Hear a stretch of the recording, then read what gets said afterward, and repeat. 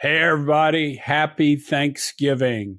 As I've been reminded multiple times over the last couple of weeks, we all have a lot to be grateful for, particularly me getting to hang out with these three and do the deep dives that nobody asked for on Landman.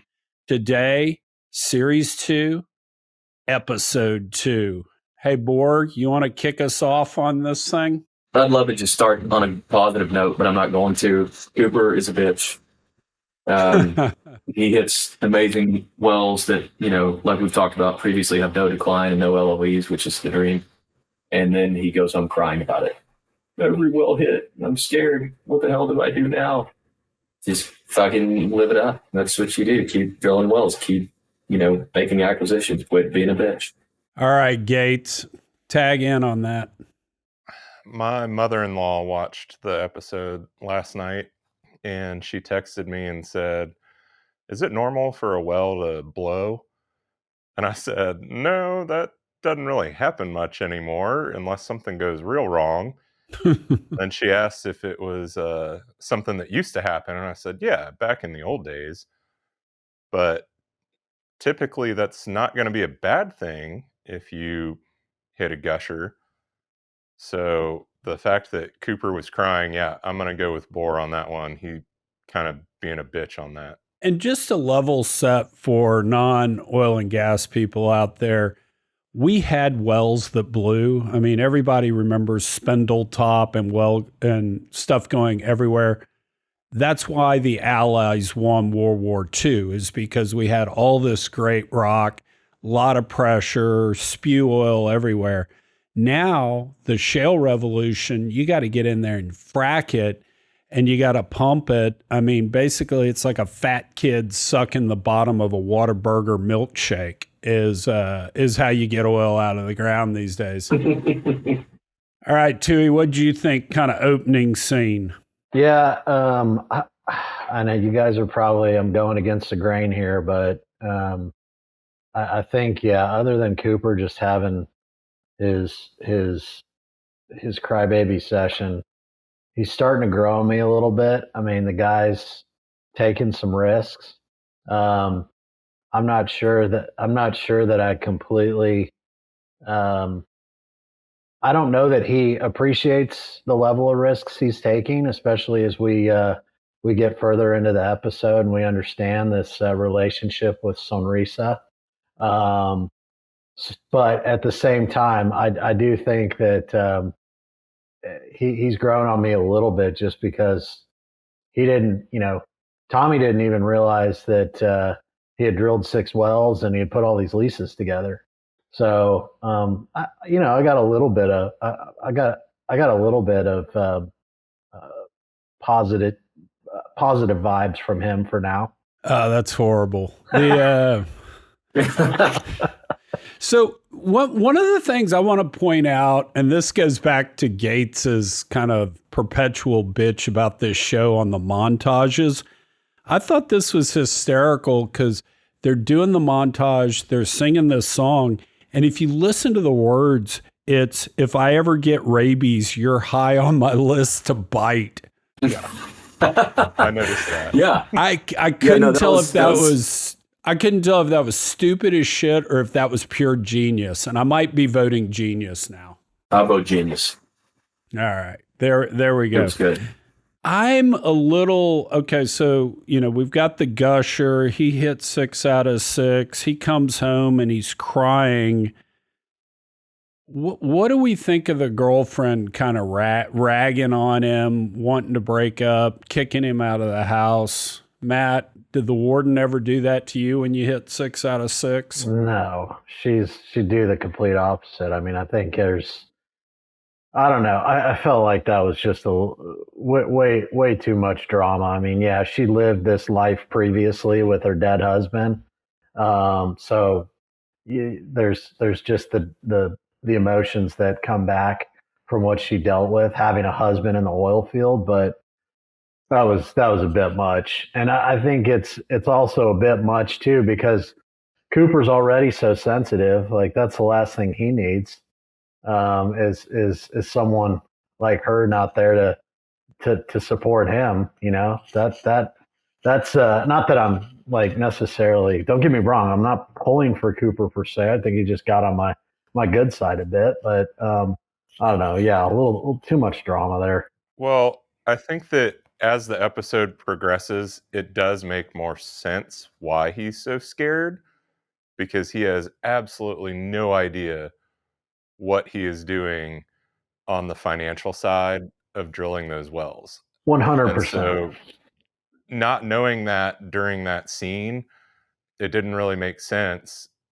It does later in the episode. I feel like, I don't know, they could have probably tied it together with that scene a little bit better, but there is light that's shed further in the episode. And he is right to be scared.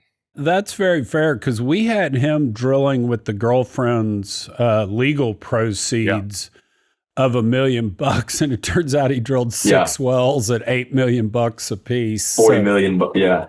$40 million worth of stuff. So how did he spend that much drilling shallow wells that appear to be just vertical wells? Yeah, he's a way over anybody's AFE over here. Like he's drilling like Cherry Canyon wells or whatever the fuck we've. This is just one of those where the episode was completely off with research. Jay McGovern would have an aneurysm over that. Well, and he hit pressure, so he didn't even have to frack them. Completions costs are 2/3 of the well these days, right? Yeah, I mean, those are probably $2 million wells, if that. Maybe I'm high on It's a bit confusing that they couldn't just like.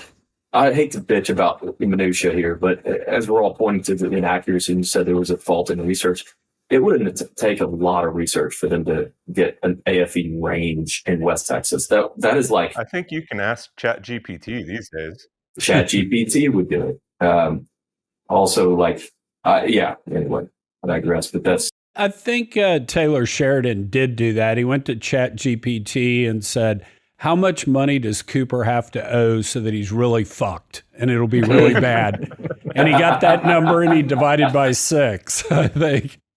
Yeah, he's going to be real fucked in this arrangement he's got with the cartel guy. But going, I thought it was bad going over AFE when I was working at the AMP.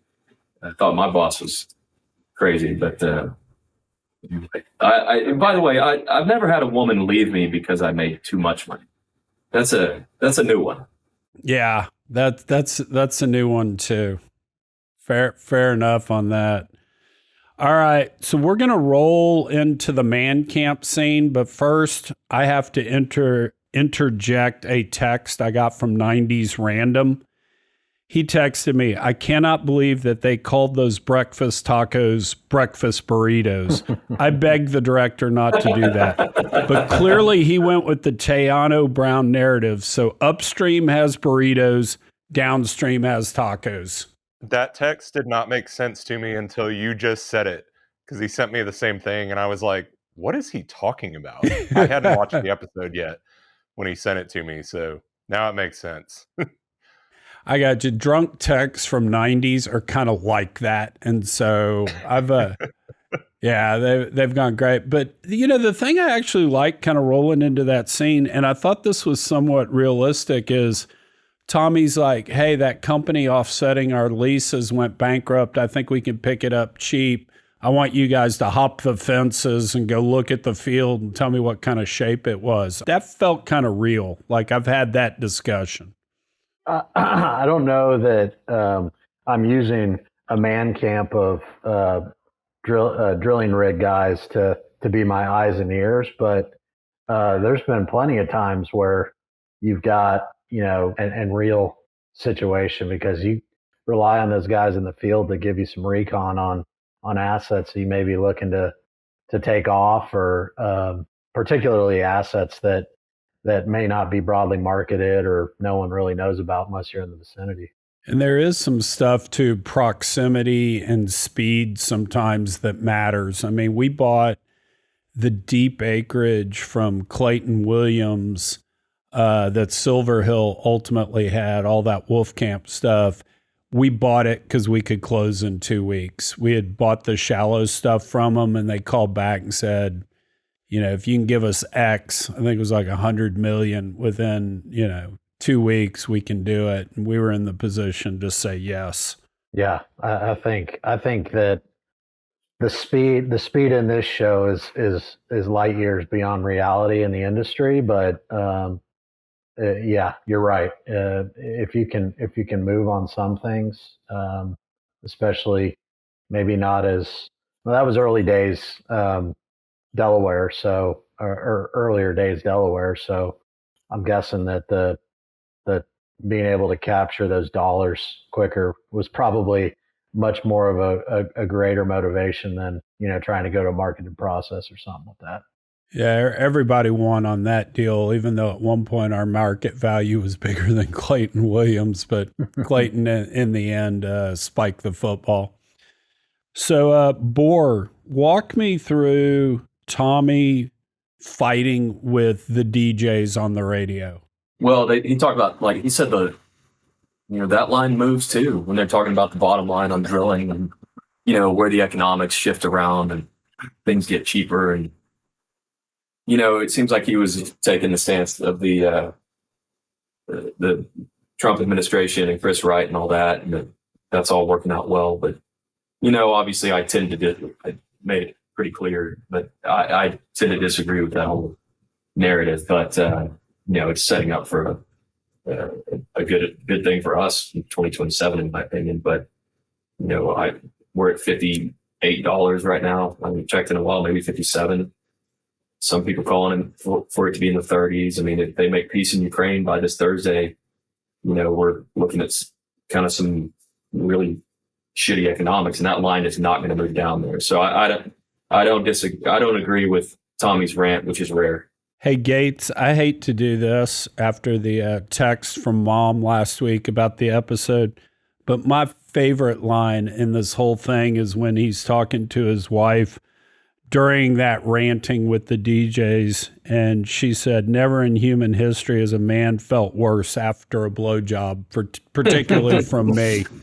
I've always said that the beauty of being a woman is whether you're going to have sex or not when you wake up in the morning. And that is the worst part about being a man, because you have no idea. And there would be like tons less war in the world if when we woke up in the morning, your wife would just roll over and say, "Not happening today, just so you know, there is no hope." It would be bad news in the morning, but I think the not knowing is what leads to strife and war and all that sort of stuff. Yeah, also makes a man ambitious, though. I mean, that's just a challenge. It tells me no. Yeah, but be careful. Don't make too much money, Boar. She might leave you. I don't want to be rich. I don't want to have new friends. I don't want a new house. What about your kid? What about the future generations? What a silly idea that was. All right, Gates, move us along in the episode. I'm checking out Demi Moore jogging with bodyguards. Having bodyguards, sure. It kind of looks like she's in her neighborhood or out by the country club or something like that. I don't know that I'd be super concerned, but I did love the part where the bodyguard walks up and knocks the guy down anyways, and he says, "I'm an officer of the court." All of us, I think, knew what was going on the second that he said, "Are you, Cammy?" Yeah. And everything. Yeah. And so moving forward from that, hey, I'm excited. We're going offshore, baby. That's going to be awesome. And there's plenty of people on EFT that could come in and be a, creative advisor on stuff like that. But I'm excited to see what Taylor Sheridan's going to do with it. So basically, she gets sued. She's being subpoenaed. There was a insurance payout to Monty that requires Monty to, in effect, re-drill the well that he had damages on. Matt, kind of set this up a little because it's bringing Rebecca back into the fold, and we can't let Boar go first on this. Boar gets the rebuttal. I'll hit the mute button. Yeah. I think Chuck, you already set up what's going on there with the suit and the recovery of the damages. And I'm not gonna take. Well, no, I guess I am. I think she kind of was a bit redeeming in this effort to some degree. Now I don't.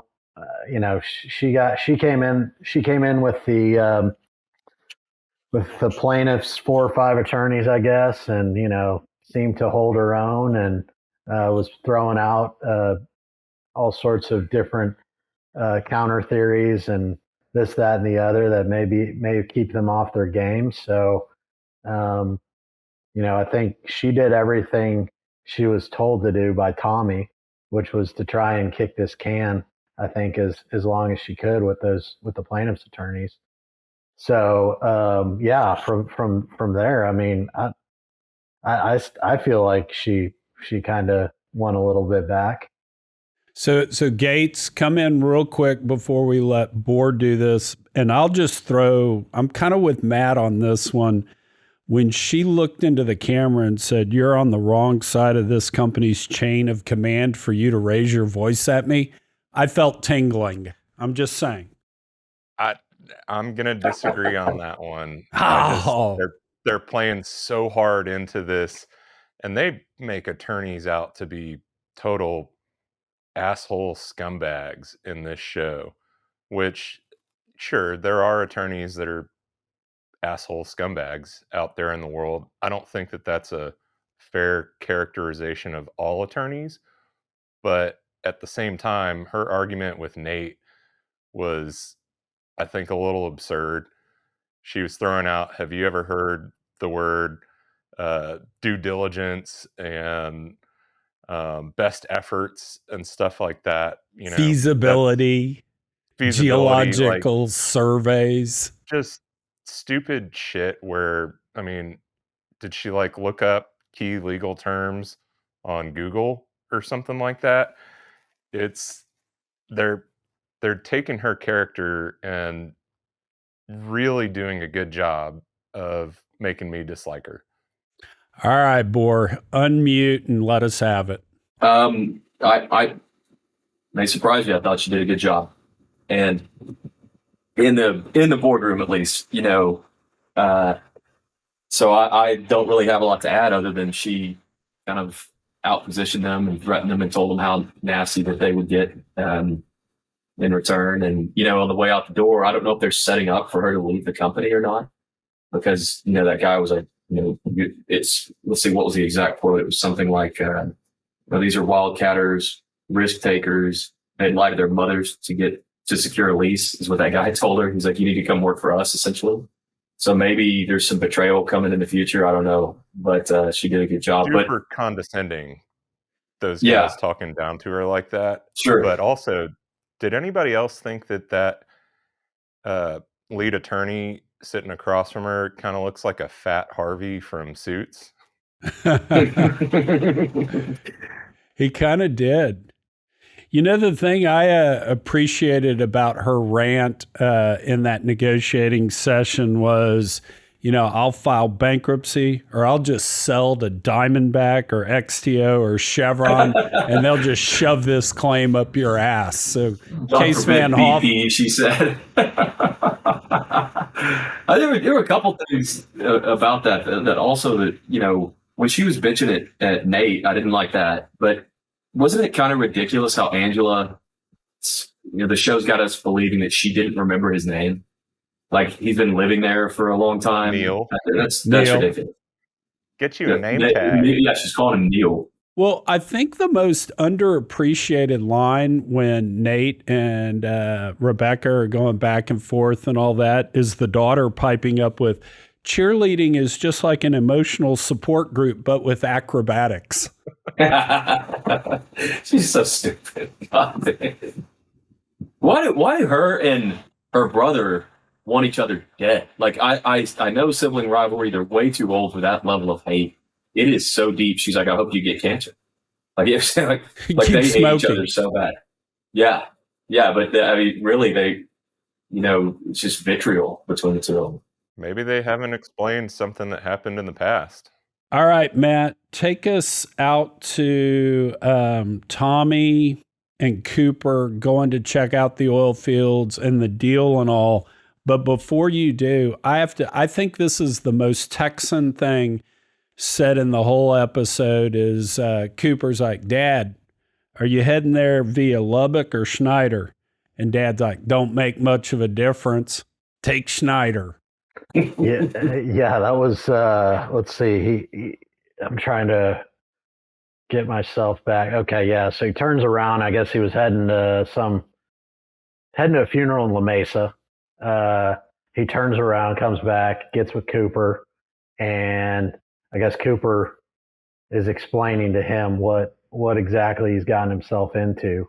And so they spend, that was, I thought that was a pretty interesting. We kind of got the gist of what it was, the deal that Cooper had kind of put himself in. But then from there was where we learned what exactly the nuts and the bolts of the deal was that he got himself in. And so I think Tommy getting in the car is like, you drive. After they're on location there, and as a side where they're driving off, it looks like they're just driving through like whatever pasture they want. The warden was like, are they just driving wherever they want? I'm like, no, there's a lease road in there, don't worry about it. Anyway, but I think Tommy just knows there's thorns in this thing somewhere. He hasn't been able to figure out what the thorns are, and I think as we get a little bit of review of this deal from Nate, we understand where this deal might be headed. So Gates, the thing that got me is he said, we split the money 50-50 till I'm recouped, and then 18%. And that sounds stupid and crazy, but we've seen periods in the oil patch where stuff like that actually does happen. I don't know that Taylor Sheridan grasped it fully because Tommy actually says reduce down to 18%. So I was a little unsure of exactly what the deal was. I don't fully understand that either. And when Cooper said he didn't have any money to put up, what did he do with that $1 million? He gave it away so so his girlfriend wouldn't leave him. It's too much money. That's why he was crying. I didn't understand that because, the way they started the season number 2 with the first episode, it kind of seemed like he had gone out and taken $1 million and drilled a shallow vertical wildcat well, figured out some way to make that work. And then all of a sudden it's, okay, well, this is now well number 6. And he's got financing from some group out of Odessa that nobody's ever heard of. That was pretty plain. I looked over at my wife when we were watching it last night and said, that's got to be the cartel. So I understood that part, but when you mean Esteban Galvez didn't give that away? When they started talking about the actual finances behind it, that didn't really make any sense to me. Yeah, I've got some idea of what was happening there based on Cooper's 50% that he put up was likely he likely collateralized that with his working interest, and then on top of that there was probably some egregious usurious type of loan that they were covering for his 50%, and then after payout he backs out and he's only got 18%, so they go to 82-18. Reducing down to 18, I don't know, that sounded like it was going the other direction. Yeah, well, I mean, if it went to 82-18 to Cooper on the back end, that's a better deal than what we thought. Yeah, hell of a deal. Who's creating these AFEs? Andy Garcia. You just take my cash. We're gonna run it right through there. I did love. Well, son, how'd you figure out how to drill here? Well, these shallow wells were still producing. years ago, here years later. So I just figured we needed to go deeper. And that is some wildcatter mentality, but I think it's about circa 1940 or early 50s. Didn't really feel shale revolution. I spent about a year of my career working out in Sonora and San Angelo and Snyder and all of those other little towns out there. And we drilled 8 dry holes over the span of a year. It didn't take, 2 episodes in the TV show. It took a lot longer than that. But that was the strategy. They said, hey, there's shallow oil out in these old fields, so there's got to be something deeper. And it actually did not work out as well for us as it did in the show for Cooper. So props to him. Props to him. The one of my favorite real life oil and gas stories is the last investment banking deal I worked on when I was at Stevens. We sold the old Homestake Oil and Gas, which was a small little publicly traded company. Remember that, Boar? And it had started with mineral interests in the Seminole field back in the 20s or whatever. And it was this in effect, it was publicly traded, but it was a family company. Robert Simpson III ran it, not the XTO Robert Simpson, but another family of Simpsons. And he was the third family member to do it. They actually had old portraits of the previous CEOs hanging all throughout the offices, and they eerily looked all the same, like it was the same guy. But anyway, I sold it to Randy Hill, who was backed by Natural Gas Partners. And I remember walking out of the board meeting and I go, hey, Randy, you're the top bid at whatever, $5 a share.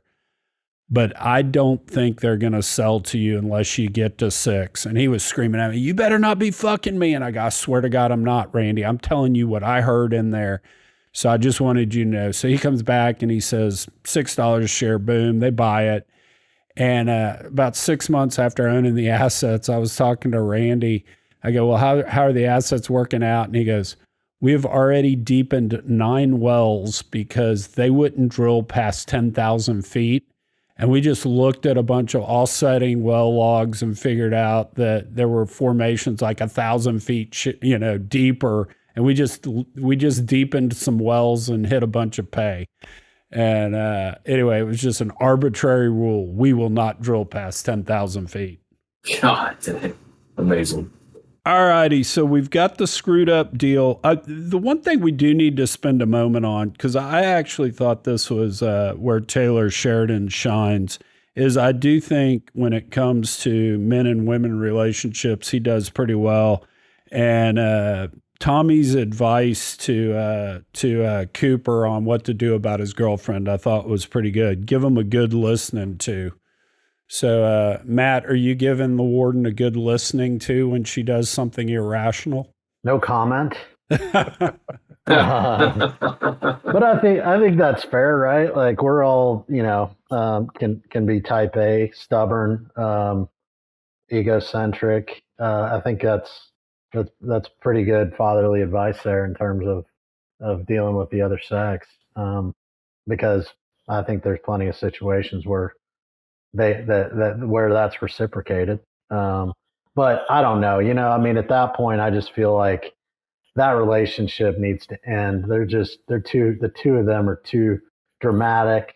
It's too caustic. Like, let's just let that thing go. Or it stays together and it becomes just a long ending, beautiful disaster.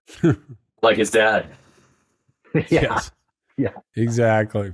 Let's do this. The rest of the show, we basically have, mom died. So Tommy goes with Cooper, checks in on his father, Sam Elliott. And then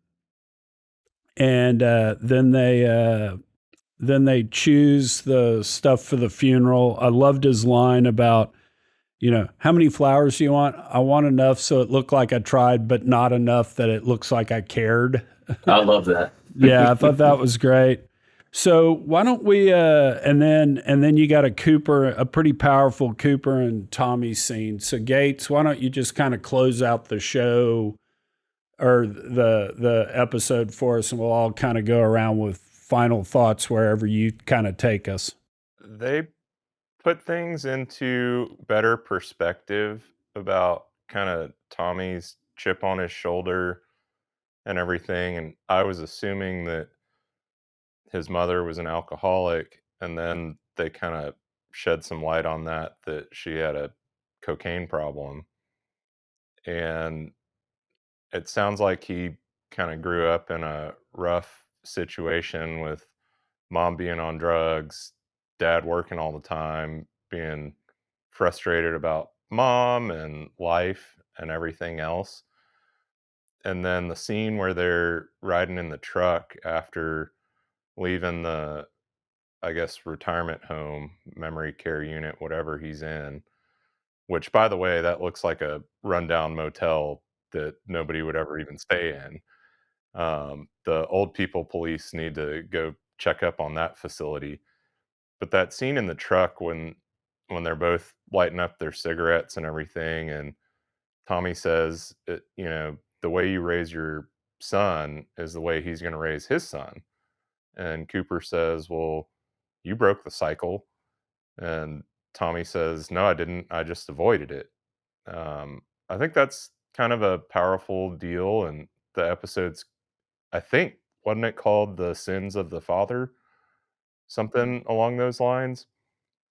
So I like that they're kind of now tying in a little bit more of the background with Tommy and kind of the way that he's driven himself to not follow in those footsteps. And in some ways he has, in some ways he hasn't.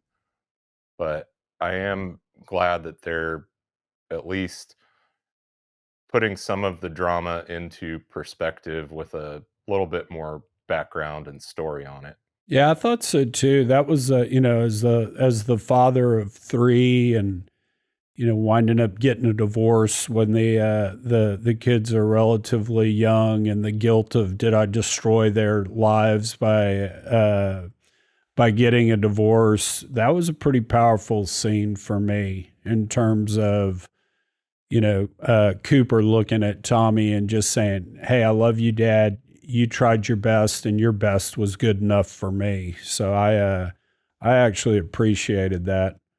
Boar, what do you got? I am trying to not look at everything through a political lens.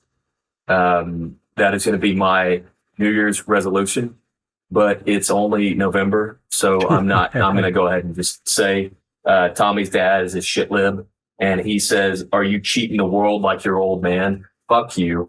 Fuck you. No wonder they're not close. He's just some sort of like chip on his shoulder, shit lib prick. Am I wrong? I mean, does it not appear, if you were guessing who this guy voted for by that line alone, you'd fucking know, wouldn't you?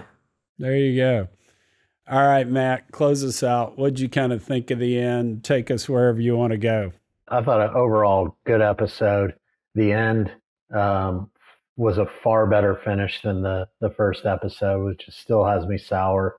The girls were much better behaved and actually pretty funny in this episode, but we've just got a lot of subplots still ruminating. We've got the offshore debacle with Rebecca getting more involved. We got Tommy's dad coming back into the fold, Demi becoming more involved with the company. Who knows where Tommy's son, drawing a blank on his name again. Cooper. But anyway, Cooper's got his own piece that's coming, and then all of a sudden we've got the cartel coming back in the mix. So, and I had from our previous podcast, I thought Demi Moore was going to hook up with Andy Garcia. Little did I know Andy was smart enough to go in through Cooper. Yeah, I know. That's an interesting point there, but yeah, I'm excited. It's excited for what's to come. Me too. Well, Gates, Boar, anything kind of final thoughts you want to add to it? I already added my hatred, and but it was a good episode in general. I liked it. I don't know. I kind of actually enjoyed Angela and what's the daughter's name? Ainsley. Ainsley, yeah. I kind of enjoyed them with the old people home going after the inspectors and everything. That was actually entertaining, over the top, but entertaining. And, you know, tying that in with last season, I didn't really understand why they were bringing in the old people's home and everything. But do you guys think that part's going to end now and they're going to move on to something else, or keep that subplot moving forward?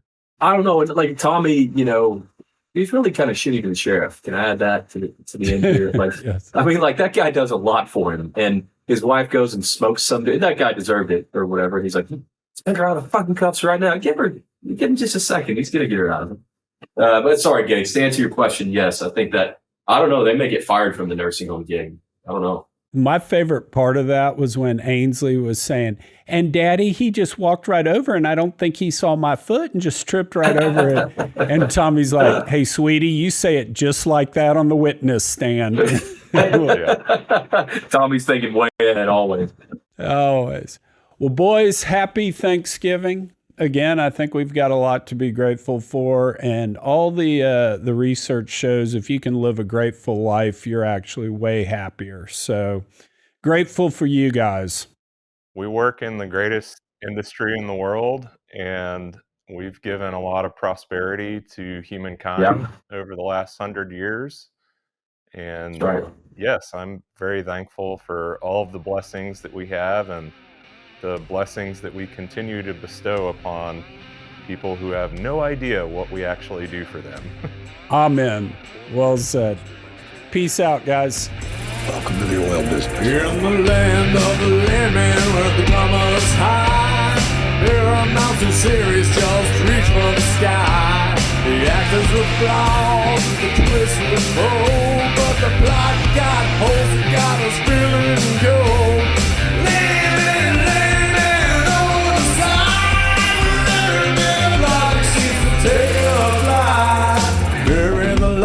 With a secret agenda, a schemes and her betrayals with chilly offender. Jack the detective solving crimes with theories, but in reality he's just planting trees. Landman, oh what a sight! When reason and logic seem to take it alive. Laughing and plot twist on quite a spree. Oh Landman, what a parody! Fans who with those so high. That's the episode. They went by and all the cliches grew. Turning Landman into a comedic crew. Laughing plots with still quite a spree. Oh Landman, what a parody! Yes, Landman with all its flaws, bringing us life.